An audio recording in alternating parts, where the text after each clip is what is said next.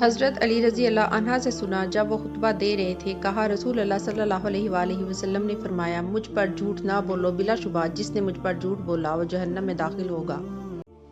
حضرت انس بن مالک رضی اللہ عنہ سے روایت ہے، کہا مجھے تمہارے سامنے زیادہ حدیث بیان کرنے سے یہ بات روکتی ہے کہ رسول اللہ صلی اللہ علیہ وآلہ وسلم نے فرمایا تھا،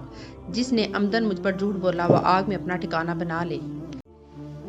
میں نے رسول اللہ صلی اللہ علیہ وآلہ وسلم سے سنا، آپ فرما رہے تھے، مجھ پر جھوٹ بولنا اس طرح نہیں جیسے میرے علاوہ کسی ایک عام آدمی پر جھوٹ بولنا ہے، جس نے جان بوجھ کر مجھ پر جھوٹ بولا وہ جہنم میں اپنا ٹھکانہ بنا لے۔ عمر بن خطاب رضی اللہ عنہ نے فرمایا، آدمی کے لیے جھوٹ سے اتنا کافی ہے جس کی بنا پر وہ جھوٹا قرار دیا جا سکتا ہے کہ وہ ہر سنی ہوئی بات بیان کر دے۔ سفیان بن حسین سے روایت ہے، کہا ایاس بن معاویہ نے مجھ سے مطالبہ کیا اور کہا، میں تمہیں دیکھتا ہوں کہ تم قرآن کے علم سے شدید رغبت رکھتے ہو، تم میرے سامنے ایک سورت پڑھو اور اس کی تفسیر کرو تاکہ میں تمہیں علم میں اسے دیکھوں۔ کہا میں نے ایسا کیا تو انہوں نے مجھ سے فرمایا، جو بات میں تم سے کہنے لگا ہوں اسے میری طرف سے ہمیشہ یاد رکھنا، ناپسندیدہ منکر روایات کو بیان کرنے سے بچنا، کیونکہ ایسا نہ ہونے کے برابر ہے کسی نے یہ کام کیا ہو، منکر روایات بیان کی اور وہ اپنی ذات میں ذلیل نہ ہوا ہو اور اس کی بیان کردہ حدیث کو جھوٹا نہ سمجھا گیا ہو۔ حضرت عبداللہ بن مسعود رضی اللہ عنہ نے فرمایا، تم کسی قوم کے سامنے ایسی حدیث بیان نہیں کرتے جس کے صحیح مفہوم تک ان کی عقلیں نہیں پہنچ سکتی، مگر وہ ان میں سے بعض کے لیے فتنے کا موجب بن جاتی ہیں۔ رسول اللہ صلی اللہ علیہ وآلہ وسلم سے روایت کی کہ آپ نے فرمایا، میری امت کے آخری زمانے میں ایسے لوگ ہوں گے جو تمہارے سامنے ایسی حدیثیں بیان کریں گے جو تم نے سنی ہوں گی نہ تمہارے آبا نے، تم اس کماش کے لوگوں سے دور رہنا۔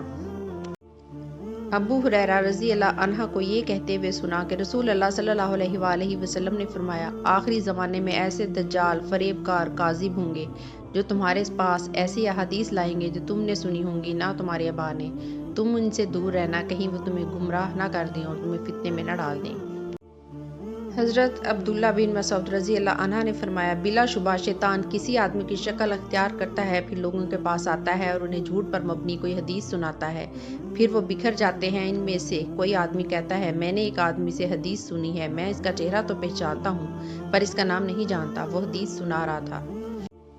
طاؤس نے حضرت عبداللہ بن عمر بن عاص رضی اللہ عنہ سے روایت کی، کہا سمندر کی تہہ میں بہت سے شیطان قید ہیں جنہیں حضرت سلیمان علیہ السلام نے باندھا تھا، وقت آ رہا ہے کہ وہ نکلیں گے اور لوگوں کے سامنے قرآن پڑھیں گے۔ حضرت ابن عباس رضی اللہ عنہ کے پاس آیا اور انہیں حدیثیں سنانے لگا۔ ابن عباس رضی اللہ عنہ نے ان سے کہا، فلاں فلاں حدیث دہراؤ۔ اس نے دہرا دی، پھر ان کے سامنے حدیث بیان کی۔